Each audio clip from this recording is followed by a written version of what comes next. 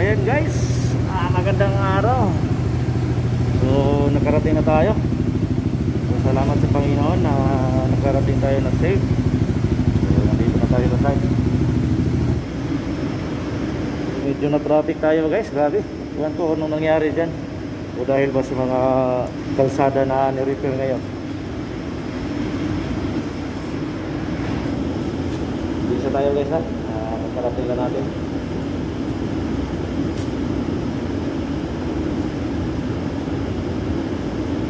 So may meeting sana tayo ngayon sa Ortigas guys.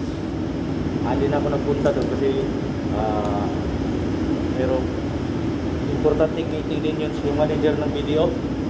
So dito muna ako sa air kasi mayroon din ako mga sikasuhin na YMM guys. Kailangan ko na rin tapusin to doon sa hook. Dito ito yung pinukuha ko kahapon eh. So ngayon kailangan ko rin na trabahuin para matapos na kasi matagal na yan eh, daming problema. So ayan guys,